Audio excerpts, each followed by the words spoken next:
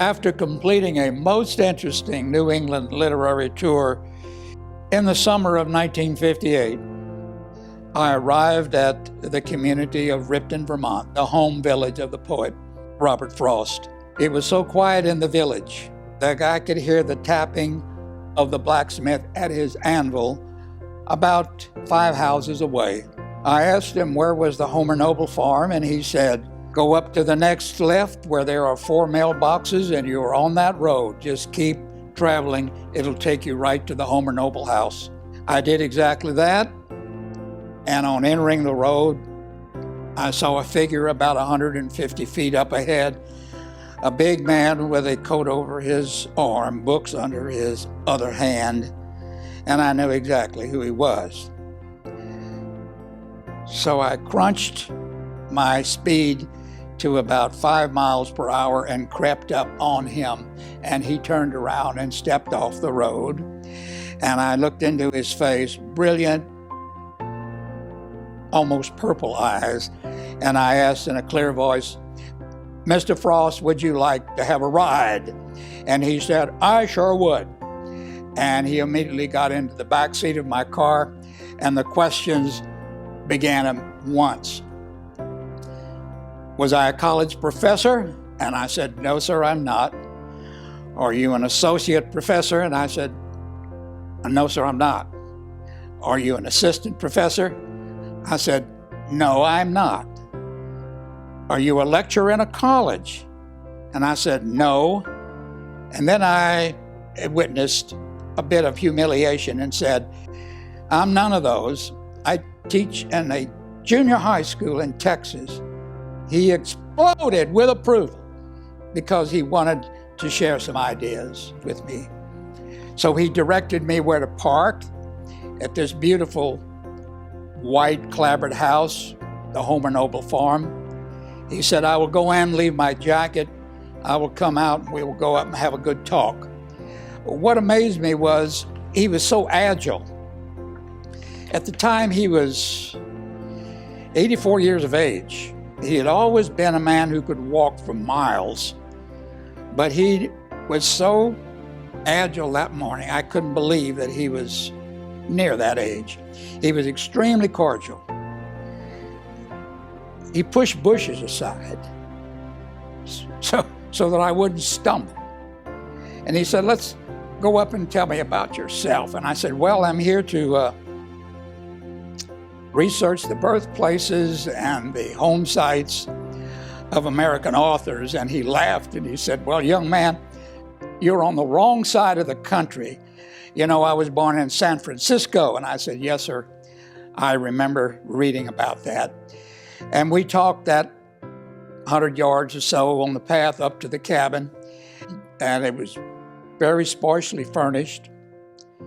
And over in one corner was a chest opened with books that were loosely arranged on the floor. There were books around his chair, and he made me very comfortable.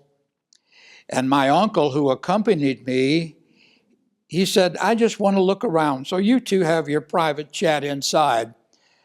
And so we did. And he was very concerned about tuning up secondary education.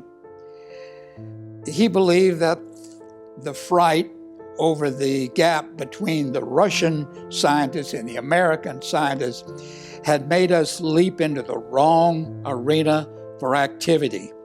Instead of being in the graduate schools at once, we should have a program that would upgrade the high school so that the science students there would be well prepared to achieve in college.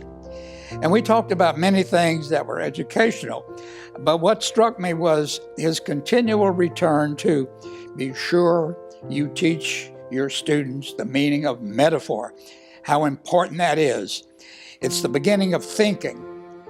You learn this, and then you witness that, and thinking is, what does that have to do with this? And that's what poetry is. It's words, this in form of that. And I asked him about the countryside because I was new there, and he asked me, did I ever live in the country? And I said, no, I haven't had the privilege. And he grinned because he had not been born on a farm, but from the age of 11, he had lived on farms, and by the time I met him, he had owned 6 farm places, 4 of which were productive farms with apple orchards, with grazing for a small herd of Holstein cattle, perhaps. But he believed that the outdoors was really the richest environment for poetry from his viewpoint.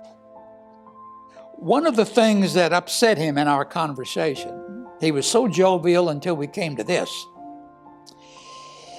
He said, you know where I think the educational process should be enriched? And I said, where is that?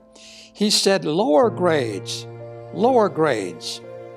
And that's when he said to me when I left, try to do the things we talked about here today, about the metaphor and about observation and bringing more of your experiences into what you write. Will you do that for me? I'll do what I can. So for the next 40 years, I did that. Of course, by meeting him, that turned my whole academic theory of education around. So I have endowed a chair in his memory, the Robert Lee Frost Endowed Chair Award in secondary education. And it's been awarded 4 times. And there's space on there for 25 more years. I hope I get to see a few more, but who knows? So I get emotional when I talk about it because it's really been a gift. And I hope anything I've done has enriched other people's lives. Robert Frost's epitaph was, I had a lover's quarrel with the world. I've had no quarrels with anybody in the world that I haven't patched up. I hope my epitaph will read, teacher. That's the end of my story.